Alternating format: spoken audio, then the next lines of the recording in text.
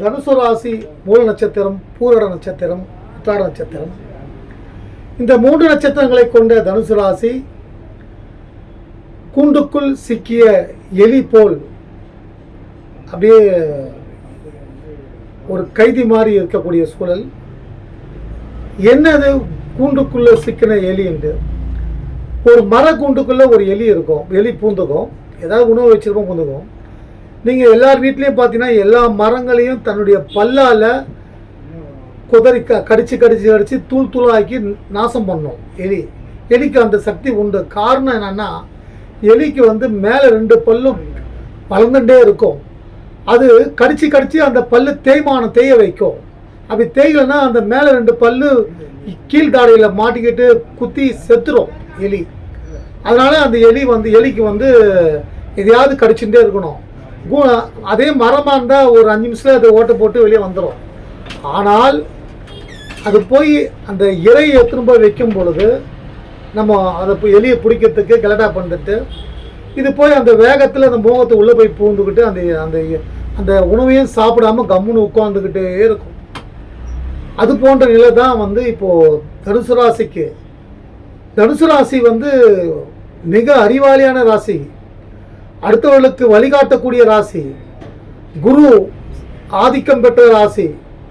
குரு பார்த்தீங்கன்னா மிகப்பெரிய, அதாவது எல்லா 12 ராசிகளுக்கும் நல்ல செல்வத்தையும் நல்ல அறிவையும் நல்ல மனைவியையும் நல்ல குழந்தை பாக்கத்தையும் எல்லாத்தையும் சர்வத்தையும் கொடுக்கக்கூடிய குரு பகவான் உங்கள் ராசிக்கு அதிபதி. ஆனால் இப்போது பார்த்தீங்கன்னா குரு பார்வை உங்கள் மேலே விழுந்து, குரு பார்க்கும்போது கோடி நன்மை சொல்லுவாங்க. குரு பார்த்து கொண்டே இருக்கும்பொழுது சிலருக்கு, அதாவது ஒரு 100 பேரில் ஒரு 60 பேர்களுக்கு எதுவுமே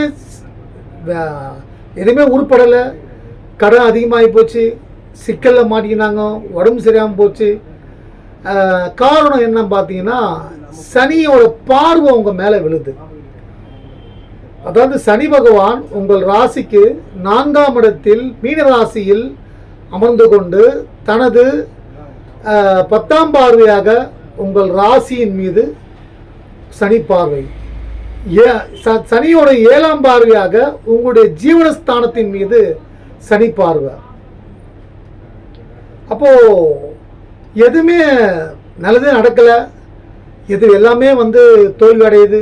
பதவி எனக்கு ப்ரமோஷன் கிடைச்சே ஆகணும், நான் அந்த அளவுக்கு, நீங்கள் அரசாங்கத்தில் இருந்தாலும் சரி தனியார் இதில் இருந்தாலும் சரி கிடைச்சே ஆகணும். ஆனால் எனக்கு எதுவுமே கிடைக்கல, கடன் ராசியாக இருக்குது.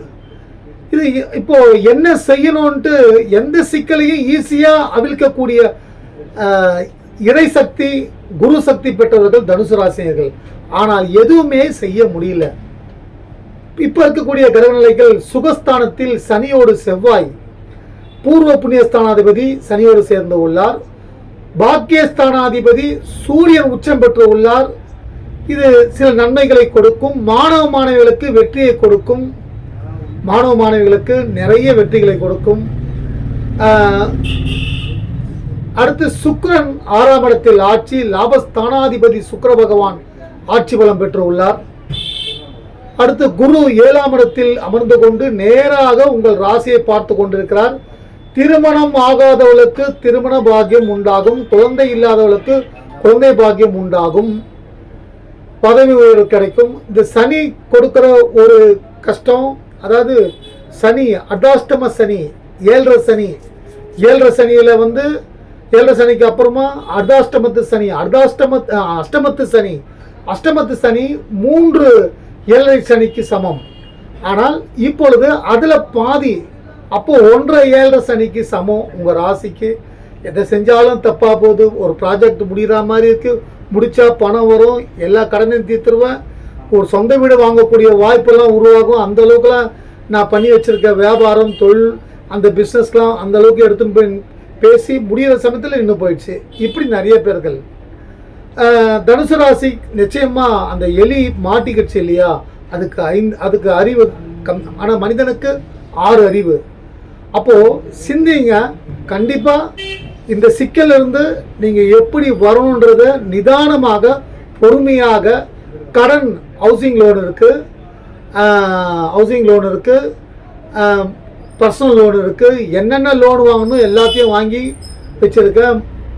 ஃபோன் எடுத்தாலே எனக்கு டியூ, மாதம் இஎம்ஐ, இந்த டார்ச்சர் தான் இருக்கேன் அப்படின்னு நிறைய பேர்கள்.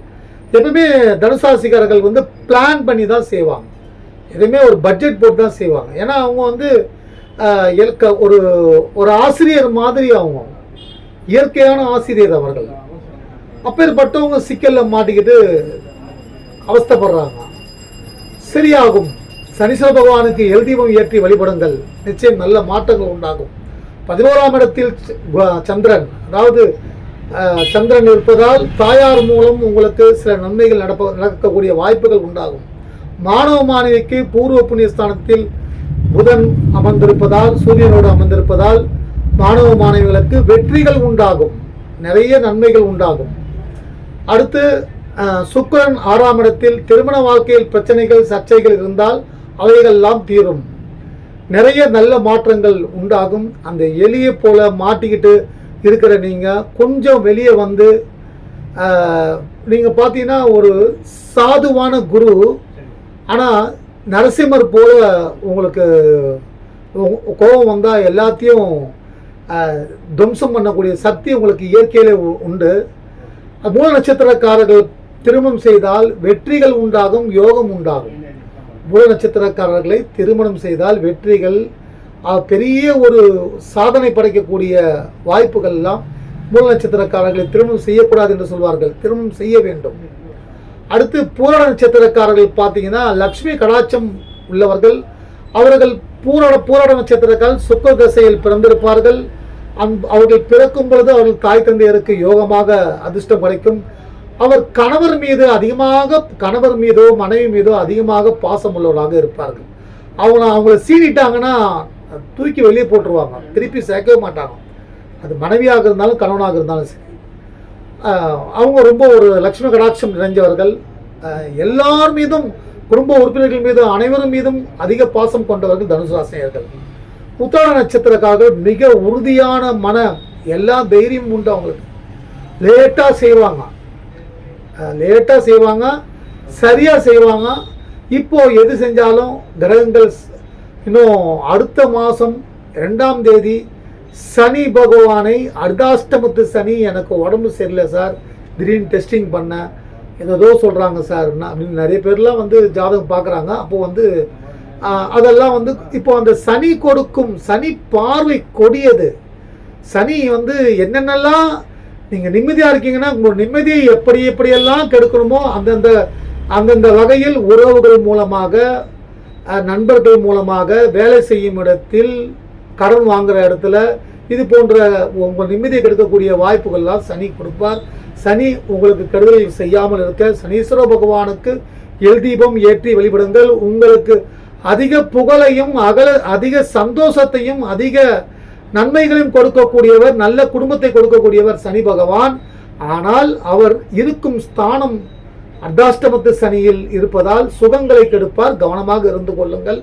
தன்வந்திரி பெருமாளுக்கு தீபம் ஏற்றி வழிபடுங்கள், நோய்கள் விலகும்.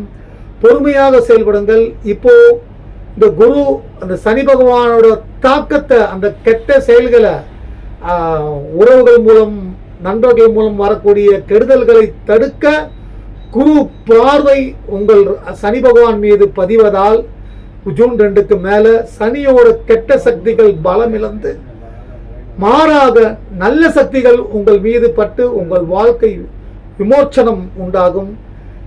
நிறைய செல்வம் வரும், நிறைய நல்ல வேலை கிடைக்கும். லேட்டாக திருமணம் ஆகாதவர்களுக்கு ரொம்ப லேட்டாக ஆச்சு, அவங்களுக்கெல்லாம் வந்து திருமணம் நடக்கும். நிறைய நன்மைகள் நடக்கும். எதெல்லாம் நினைக்கிறீங்களோ அதெல்லாம் சாதிக்கக்கூடிய வாய்ப்புகள் நிச்சயம் கொடுப்பார். இந்த வீடியோ பிடிச்சிருந்தால் சப்ஸ்கிரைப் பண்ணுங்கள், ஷேர் பண்ணுங்கள். நீங்கள் கொடுத்த ஒரு அன்பிற்கும் ஆதரவுக்கும் நன்றி. வணக்கம்.